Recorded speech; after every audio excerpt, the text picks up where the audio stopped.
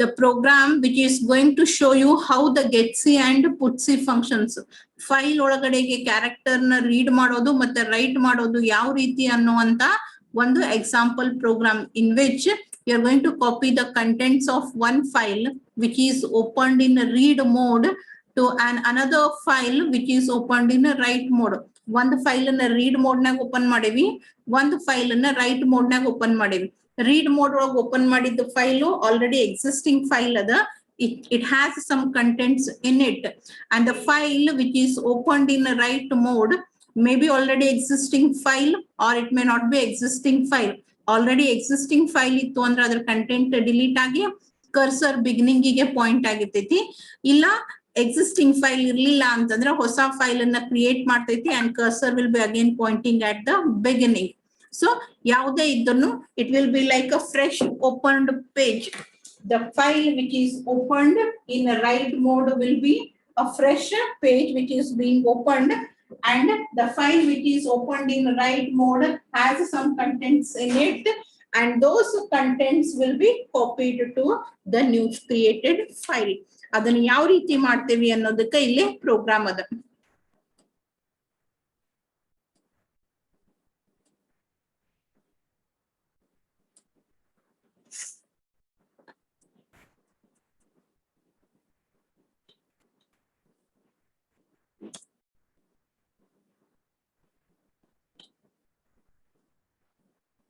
So this is the program. Yes. So you have a header file stdio.h which is used for the linking of standard input output library. ಯಾಕಂದ್ರೆ ನಮ್ಮ program ನೊಳಗೆ ನಾವು scanf ಮತ್ತು printf statements ಅನ್ನ ಅದರ ಜೊತೆಗೆ fgetc, fputc which are also the input and output functions are being used. ಅದರ ಸಲುವಾಗಿ ಅಂತೇಳಿ ಈ header file ಅನ್ನ ಇನ್ಕ್ಲೂಡ್ ಮಾಡ್ಕೊಂಡೇವಿ. And next you have a main function. ಯಾರು ಜಾಯಿನ್ ಆದ್ರೇನು ಹೊಸದಾಗಿ ಅದ್ರ ಸಲುವಾಗಿ ನಿಮಗೆ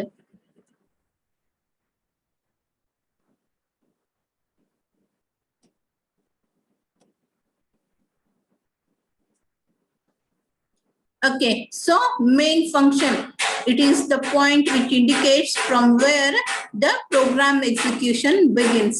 ಇಲ್ಲಿಂದ ನಿಮ್ಮ program execution start ಆಗ್ತೈತಿ. And then you have declaration part. We have declared a variable called as c. ಒಂದು ವೇರಿಯೇಬಲ್ c ಅನ್ನೋದನ್ನ ಡಿಕ್ಲೇರ್ ಮಾಡಿವಿ. ಎದ್ರ ಸಲುವಾಗಿ ಡಿಕ್ಲೇರ್ ಮಾಡಿವಿ ಈ ವೇರಿಯೇಬಲ್ ನ? to read and write one character. Its data type is char, that is character type variable c. ಒಂದೊಂದೇ input file ಇಂದ ಕ್ಯಾರೆಕ್ಟರ್ಸ್ ಅನ್ನ ರೀಡ್ ಮಾಡ್ತೈತಿ, ಅದನ್ನ ತಗೊಂಡೋಗಿ ಔಟ್ಪುಟ್ ಫೈಲ್ ನಾಗ ಸ್ಟೋರ್ ಮಾಡ್ತೈತಿ. And then we have ಇಲ್ಲಿ ನೋಡ್ರಿ ಸ್ಟಾರ್ ಅದ. that means these two are the pointer variables. ಒಂದರ ಹೆಸರು fpt1, ಇನ್ನೊಂದರ ಹೆಸರು fpt2.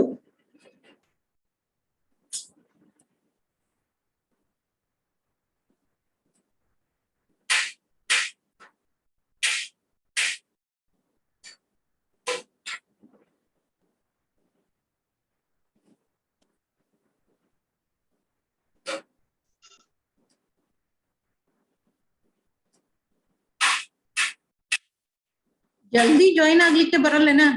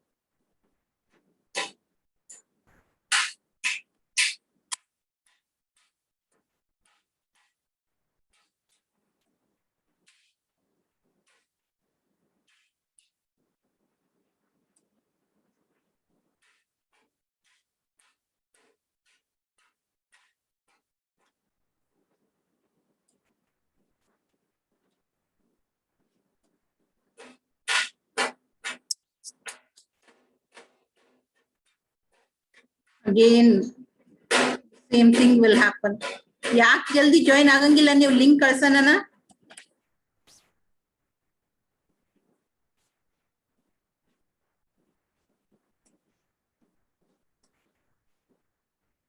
Okay, so these are the two pointers FPT1 ಮತ್ತೆ FPT2 ಏನದಾವಲ್ಲ ಎರಡು ಪಾಯಿಂಟರ್ಸ್. ಆ ಪಾಯಿಂಟರ್ಸ್ ಅನ್ನೋದನ್ನ ಇಂಡಿಕೇಟ್ ಮಾಡ್ಲಿಕ್ಕೆನೆ ಇಲ್ಲಿ ಹಿಂದ್ಗಡೆಗೆ ಆಸ್ಟ್ರಿಕ್ ಸಿಂಬಲ್ ಅದ. That means they are holding the address. ಎದರ ಅಡ್ರೆಸ್ ಅನ್ನು ಹೋಲ್ಡ್ ಮಾಡ್ತಾವ? Which data type? That is file. ನಾನು ಮೊದಲೇ ಹೇಳಿದೆ, file is a derived data type where the information about file is gathered and that is present in the C library, and it should be compulsory written in capital letters. ಈ ಎರಡು pointer ದ data type ಏನು? File. That means these two are going to hold the address of a file. ಒಂದು file ದ address ಅನ್ನ hold ಮಾಡ್ಲಿಕ್ಕೆ ಈ ಎರಡು ಪಾಯಿಂಟರ್ ವೇರಿಯೇಬಲ್ಸ್ ಅನ್ನ ಡಿಕ್ಲೇರ್ ಮಾಡಿವಿ. And next, before doing any operation, ಯಾವುದೇ ರೀತಿಯಾದಂತ ಆಪರೇಷನ್ ನ ಪರ್ಫಾರ್ಮ್ ಮಾಡೋಕ್ಕಿಂತ ಮುಂಚೆ ನಾವೇನ್ ಮಾಡ್ಬೇಕು? ಫೈಲ್ ಅನ್ನ ಓಪನ್ ಮಾಡ್ಬೇಕು. And we are going to open two files. 1 minute.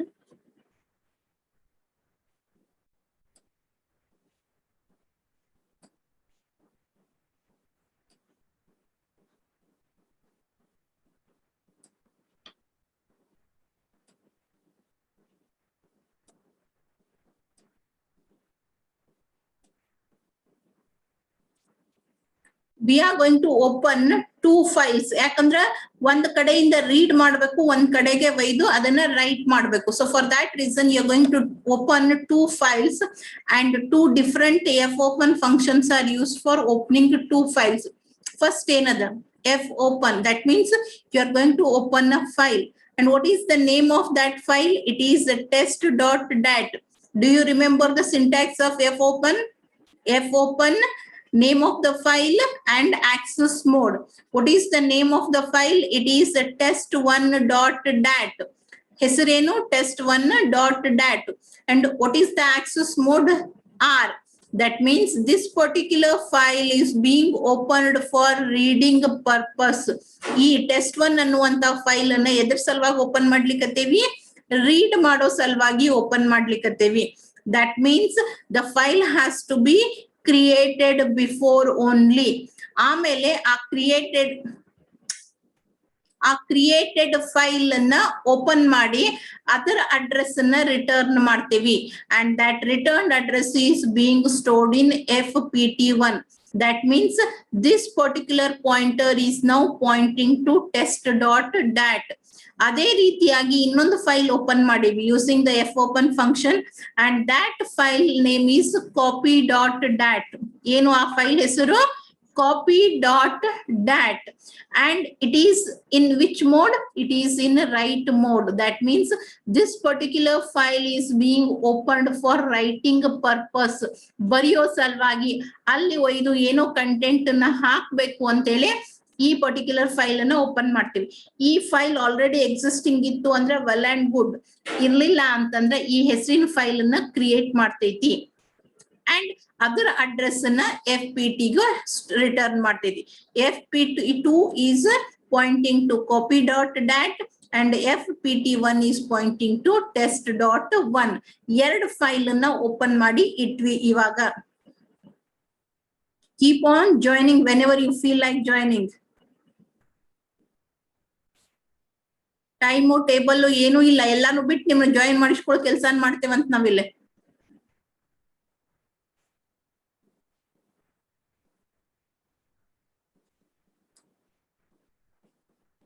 Okay, so file have been opened and two pointers have been pointed to each file.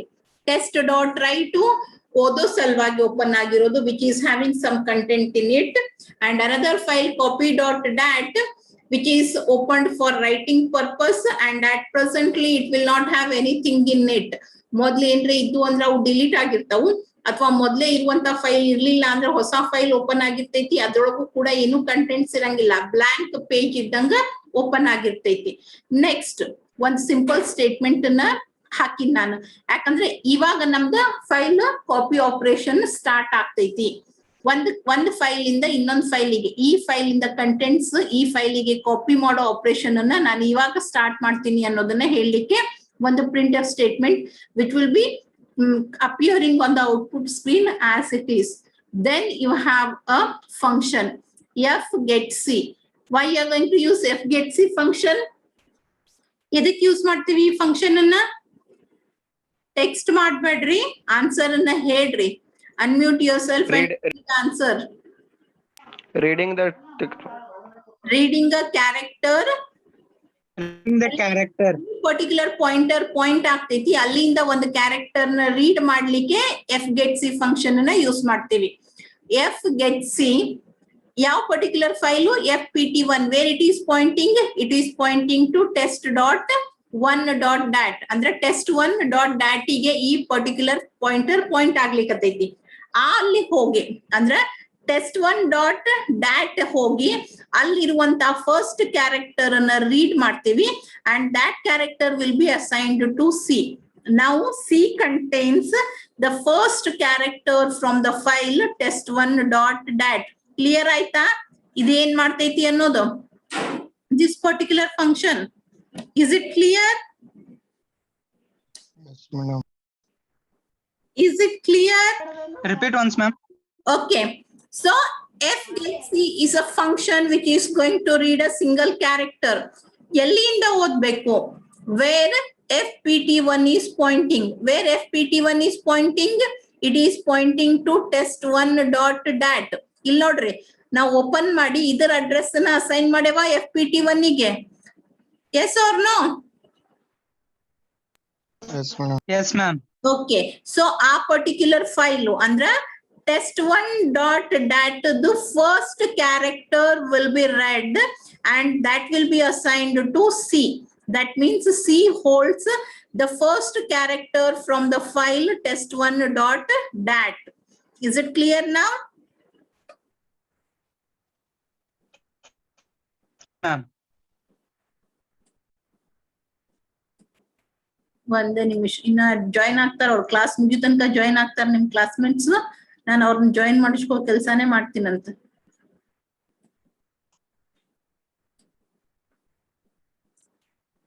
Okay, and now first character ನ read ಮಾಡಿದ್ವಿ.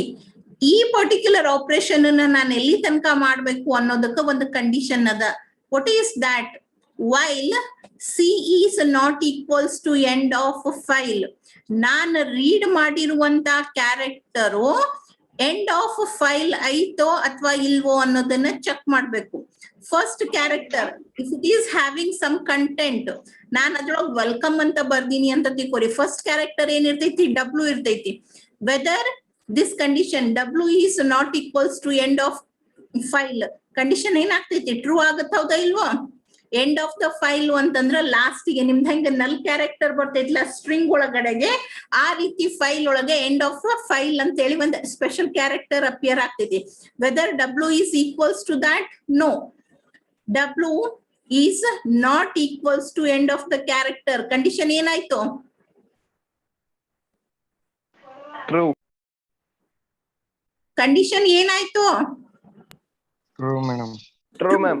True. Then you are going to execute the body. What is that? What is the statement that is present in body? You again have one more function. Yav function ada? F put C. F put C function ಅನ್ನು ಎದಕ್ಕೆ use ಮಾಡ್ತೇವಿ? Print them, ma'am. Printing the character from the file. Okay, what we need to print?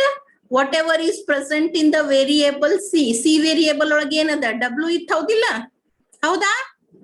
Welcome ಇಲ್ಲಿ read ಮಾಡಿದ್ವಿ, first character W read ಮಾಡಿದ್ವಿ, that is assigned to C. ಇಲ್ಲಿ check ಮಾಡಿದ್ವಿ, C ಒಳಗೆ ಏನದ? ಡಬ್ಲ್ಯೂ ಅದ. W is not equals to end of the file, condition true ಆಯ್ತು. ಅದಕ್ಕೆ ನಾನು ಏನ್ ಮಾಡಿದೆ? ಆ particular character that is character C ಒಳಗೆ ಏನ್ ಅದ ಅಲ್ಲ ವೇರಿಯೇಬಲ್ ಸಿ ಒಳಗ, ಆ ಕ್ಯಾರೆಕ್ಟರ್ ಅನ್ನ ತಗೊಂಡ್ ಹೋಗಿ ಏನ್ ಮಾಡ್ತೀನಿ? fpt2 ಪಾಯಿಂಟ್ ಆಗ್ಲಿಕ್ಕತೈತಿ, ಅಲ್ಲಿ ರೈಟ್ ಮಾಡ್ತೀನಿ. Where fpt2 is pointing? Copy that. Copy dot dat the first point beginning ಗೆ ಪಾಯಿಂಟ್ ಆಗ್ಲಿಕ್ಕತೈತಿ, ಅಲ್ಲಿ ತಗೊಂಡು ಹೋಗಿ ಸಿ ವೇರಿಯೇಬಲ್ ಒಳಗಿರುವಂತ ಕ್ಯಾರೆಕ್ಟರ್ ಅನ್ನ ನಾನೇನ್ ಮಾಡಿದೆ? ಬರದೆ. And now once you read a character, the automatically the cursor will be shifted to new position. ನಾವಿಲ್ಲಿ increment ಮಾಡೋ ಅವಶ್ಯಕತೆ ಇಲ್ಲ. ಎಲ್ಲಿ ತನಕ? ಎಂಡ್ ಆಫ್ ದ ಫೈಲ್ ಬರಂಗಿಲ್ಲ, ಅಲ್ಲಿ ತನಕ ಕರ್ಸರ್ ತಾನೇ ಮೂವ್ ಹಾಕೋಂತ ಹೋಗ್ತಿರ್ತೈತಿ. ನಾವು again one more statement, first character W ನ ಪ್ರಿಂಟ್ ಮಾಡದೆ ಕಾಪಿ ಫೈಲ್ ನಾಗ ಮತ್ತೊಂದು ಸ್ಟೇಟ್ಮೆಂಟ್ ಅದ, ಏನದ F get C, that is you are going to read the next character ಎಲ್ಲಿಂದ, same file where it is pointing test1.dat ಒಳಗಿಂದು next character. ನಮ್ file ಒಳಗ್ ವೆಲ್ಕಮ್ ಇತ್ತು ಅಂದ್ರೆ ನೆಕ್ಸ್ಟ್ ಕ್ಯಾರೆಕ್ಟರ್ ಏನ್ ಇರ್ತೈತಿ, ಡಬ್ಲ್ಯೂ ಆದ್ಮೇಲೆ E. E. So E will be read and it will be assigned to C. Okay. End of the loop. Loop end ಆಗ್ಬೇಕು ಅಂದ್ರೆ condition false ಆಗ್ಬೇಕು. ಚೆಕ್ ಮಾಡ್ರಿ. Where E is not equals to end of file. Condition ಏನಾಯ್ತು ಮತ್ತ? True. False. ಆ? True ma'am. True ಆಯ್ತು. Again come in, ಮತ್ ಒಳಗ್ ಬರ್ರಿ ಬಾಡಿ ಒಳಗಡೆಗೆ. ಮತ್ತೇನದ ಎಫ್ ಕುಡ್ಸಿ ಪ್ರಿಂಟಿಂಗ್, ಎಲ್ಲಿ ಏನ್ ಪ್ರಿಂಟ್ ಮಾಡ್ಬೇಕು, ಸಿ ಒಳಗೆ ಏನದ ಅದು, C has E in it, character E ಎಲ್ಲಿ ಹಾಕ್ಬೇಕು, ಅದನ್ನ ಎಲ್ಲಿ ರೈಟ್ ಮಾಡ್ಬೇಕು ನಾನು, ಕಾಪಿ ಡಾಟ್ ಡ್ಯಾಟಿಗೆ. ಓಕೆ, ರೈಟ್ ಮಾಡ್ತೀನಿ. ಮತ್ ನೆಕ್ಸ್ಟ್ test1 ಒಳಗಿಂದ ನೆಕ್ಸ್ಟ್ ಕ್ಯಾರೆಕ್ಟರ್ ನ ರೀಡ್ ಮಾಡ್ತೀನಿ. ಈ ರೀತಿಯಾಗಿ ಎಲ್ಲಿವರೆಗೂ ನಂದು ರೈಟ್ ಕಂಪ್ಲೀಟ್ ಆಗಂಗಿಲ್ಲ ಅಲ್ಲಿ ತನಕ ಕಂಟಿನ್ಯೂ ಆಗ್ತೈತಿ. I'll show it here. Welcome to DS class. This is my test1.dat file and this is my copy.dat file. ಕಾಣಿಸ್ತದಲ್ಲ ಎಲ್ಲಾರ್ಗೂ? Is it visible to everyone? Yes ma'am. Yes, ma'am. Okay. So file open ಮಾಡಿದಾಗ FPTR1 is pointing here and FPTR2 is pointing to this particular position. ಈ positions ಗೆ point ಮಾಡ್ಲಿಕ್ಕತ್ತಿದ್ದು. First statement ಏನಿತ್ತದೊಳಗ, C is equals to F get C of FPTR1. That means you need to read a character pointed by FPTR. FPTR ಎಲ್ಲಿ point ಆಗ್ಲಿಕ್ಕತ್ತೈತಿ, W ಗ. ಆ character ನ read ಮಾಡಿ C ಒಳಗಡೆಗೆ ಸ್ಟೋರ್ ಮಾಡ್ರಿ ಅಂತ ಹೇಳಿತ್ತು. C is a character variable. Now C holds the value W. Next ಏನದ ಕಂಡೀಷನ್ ಇತ್ತು, while C is not equals to end of file. While C is not equals to end of file. What is there in C? C ಒಳಗೆ ಏನದ, W. W ಅದ. W is not equals to end of file. ಈ meta character ಅಂತ ತಿಳ್ಕೊರಿ. ಈಗ ಸದ್ಯಕ್ಕೆ ನಾನು example ಗೆ ಅಂತ ಹೇಳಿಕತ್ತೀನಿ. ನಿಮ್ದು ಹೆಂಗ ನಲ್ ಕ್ಯಾರೆಕ್ಟರ್ ಬರ್ತೈತ್ಲ ಆ ರೀತಿ ಎಂಡ್ ಆಫ್ ಕ್ಯಾರೆಕ್ಟರ್ ಒಂದು special character. So whether it is equals to end of the file? No, it is not. Condition ಏನಾಯ್ತು, ಟ್ರೂ ಆಯ್ತು. ಕಂಡೀಷನ್ ಟ್ರೂ ಆದ ತಕ್ಷಣ ವೈಲ್ ದ ಬಾಡಿ ಒಳಗಿನ ಸ್ಟೇಟ್ಮೆಂಟ್ ಎಕ್ಸಿಕ್ಯೂಟ್ ಆಗ್ತಾವ. ವೈಲ್ ಬಾಡಿ ಒಳಗೆ ಎರಡು ಸ್ಟೇಟ್ಮೆಂಟ್ ಅದಾವ. ಏನೇನವು statement? The first statement is print.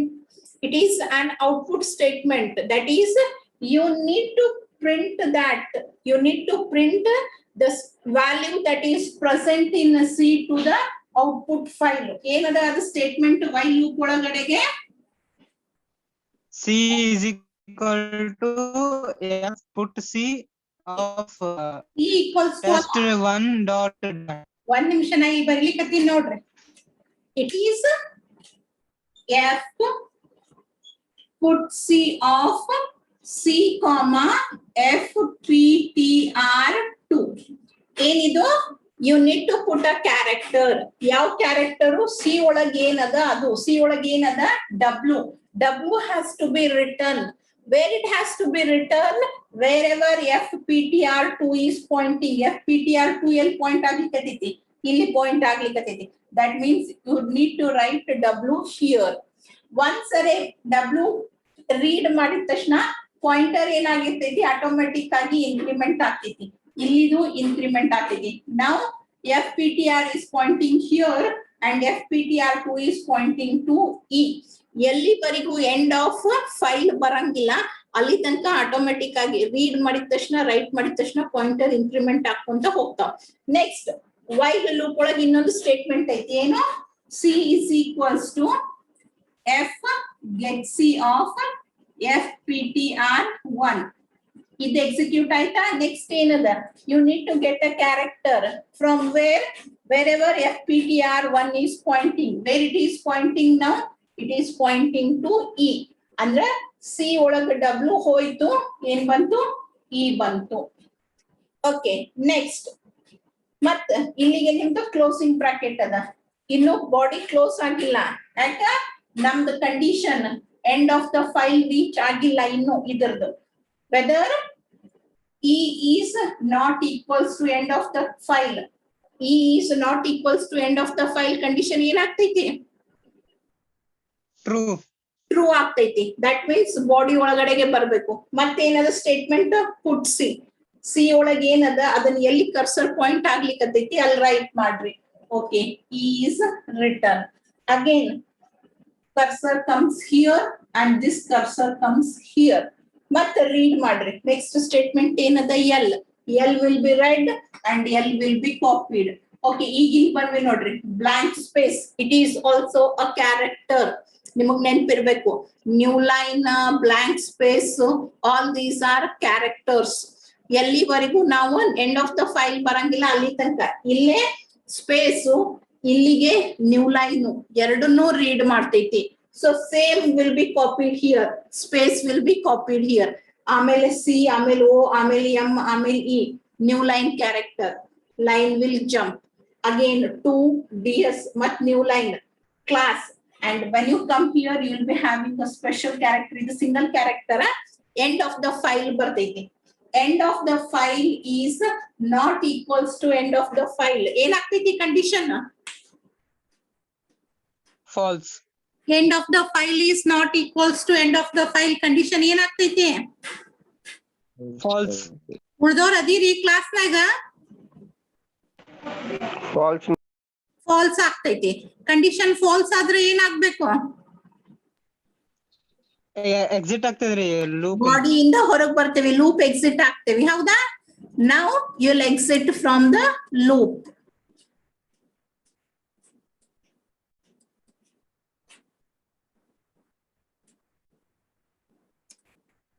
After exiting from the loop, you have a statement ಏನು, ಫೈಲ್ ಕಾಪಿ ಆಪರೇಷನ್ ಕಂಪ್ಲೀಟೆಡ್. ಇಷ್ಟೋ ತನಕ ನಾವ್ ಏನ್ ಮಾಡಾಕತ್ತಿದ್ವಿ, ಫೈಲ್ ಅನ್ನ ಕಾಪಿ ಮಾಡ್ಲಿಕ್ಕತ್ತಿದ್ವಿ. ಆ ಆಪರೇಷನ್ ಕಂಪ್ಲೀಟ್ ಆಯ್ತು.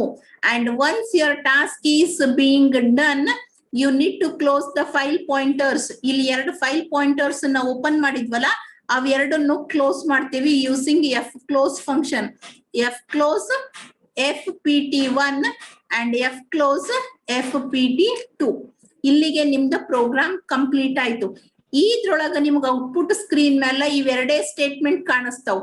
ಯಾಕಂದ್ರೆ ನಾವ್ ಏನ್ ಆಪರೇಷನ್ ಮಾಡೇವಲ್ಲ ಅದು ಎಲ್ ಮಾಡೇವಿ, ಇನ್ನೊಂದು ಫೈಲ್ ಮೇಲೆ ಮಾಡೇವಿ. ಒಂದು ಫೈಲ್ ಇಂದ ಓದಿದ್ವಿ, ಇನ್ನೊಂದು ಫೈಲಿಗೆ ಬರದ್ವಿ. That means the tasks are being performed on 2 different files. ಇದು FC ಒಂದು ಫೈಲು, test1 ಒಂದು ಫೈಲು, ಕಾಪಿ ಮತ್ತೊಂದು ಫೈಲು. ಇದ್ರೊಳಗ ಏನ್ ಕಾಣಿಸ್ತೈತಿ ನಮಗ output, that is only just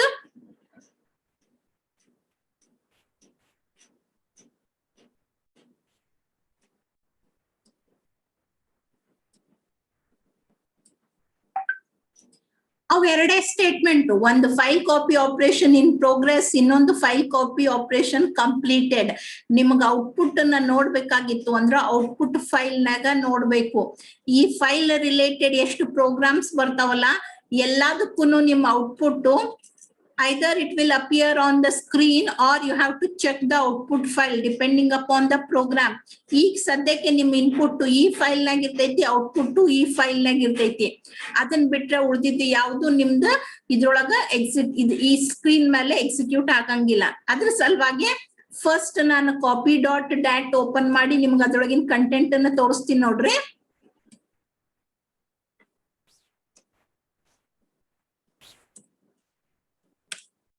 C ಏನೇನದಾವ್ ಇದ್ರೊಳಗ, ಎರಡು ಕಡೆ ಸ್ಟೇಟ್ಮೆಂಟ್ಸ್ ಅದಾವ್. ನಾನ್ ಆ ಫೈಲ್ ಅನ್ನ ಅಂದ್ರ ನಂದು ಪ್ರೋಗ್ರಾಮ್ ಅನ್ನ ಎಕ್ಸಿಕ್ಯೂಟ್ ಮಾಡಿದ ತಕ್ಷಣ ಈ ಎಲ್ಲಾ ಕಂಟೆಂಟ್ಸ್ ಡಿಲೀಟ್ ಆಗ್ತಾವು. Whatever is content that is present on test 1 ಅದ್ರೊಳಗಿನ ಕಂಟೆಂಟ್ಸ್ ಅಷ್ಟೇ ಅಲ್ಲಿ ಬರ್ತಾವ. ಈಗ ನಾ ಇದ್ರೊಳಗೆ ಹೊಸ ಕಂಟೆಂಟ್ ಅನ್ನ ಬರಿತೀನಿ ನೋಡ್ರಿ. ಆಗ್ಲೇ ಅಲ್ಲಿ ಏನ್ ಬರ್ದಿದ್ದೆ ಸೇಮ್ ಸ್ಟೇಟ್ಮೆಂಟ್. ವೆಲ್ಕಮ್ ಟು, ಒಂದೇ ನಿಮಿಷ, welcome to DS class. So this is your input file. ಇದು input file. ಇದ್ರೊಳಗಿನ ಕಂಟೆಂಟ್ಸ್ copy.dat ಒಳಗ ಕಾಪಿ ಆಗ್ಬೇಕು. ಸೊ ಅದ್ರ ಸಲುವಾಗಿ ನಾನೇನ್ ಮಾಡ್ಬೇಕು, ನನ್ನ ಫೈಲ್ ಅನ್ನ ಎಕ್ಸಿಕ್ಯೂಟ್ ಮಾಡ್ಬೇಕು. ಅದನ್ನ ಎಕ್ಸಿಕ್ಯೂಟ್ ಮಾಡೋಕ್ಕಿಂತ ಮುಂಚೆ ಅರ್ಧ ಟೈಮ್ ಇಲ್ಲೇ ಹಾಳಾಯ್ತು ನಂದು. ಅದನ್ನ ಎಕ್ಸಿಕ್ಯೂಟ್ ಮಾಡೋಕ್ಕಿಂತ ಮುಂಚೆ ಇದನ್ನ ಸೇವ್ ಮಾಡ್ರಿ. Save. Now I'll execute that file and then open the output file. ಅವಾಗ ಅದರೊಳಗಿನ ಕಂಟೆಂಟ್ಸ್ ಚೇಂಜ್ ಆಗ್ತಾವೋ ಇಲ್ಲೋ ನೋಡ್ರಿ. ಈಗ ಈ ಫೈಲ್ ಅನ್ನ ಎಕ್ಸಿಕ್ಯೂಟ್ ಮಾಡ್ರಿ. ಪ್ರೋಗ್ರಾಮ್ ಫೈಲು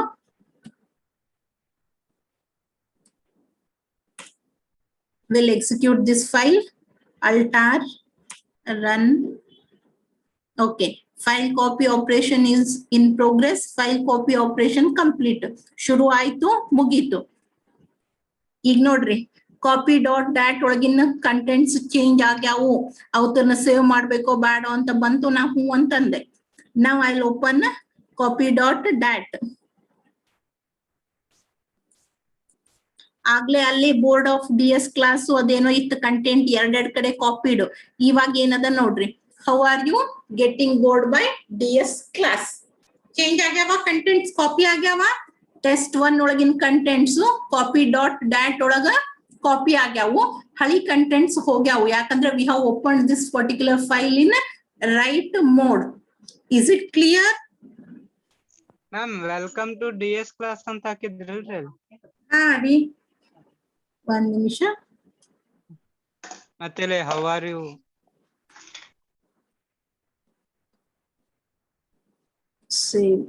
ಸೇವ್ ಆಗಿತ್ತಿಲ್ಲ. Yes.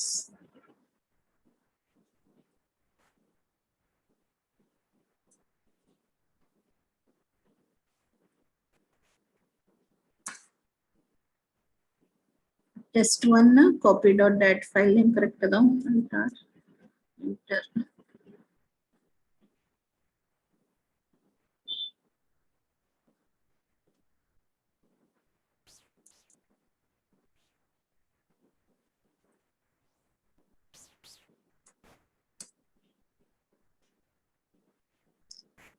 Join content change. ಯಾಕೆ ಆಗ್ಲಿಕ್ಕತ್ತಿಲ್ಲ ಅದ?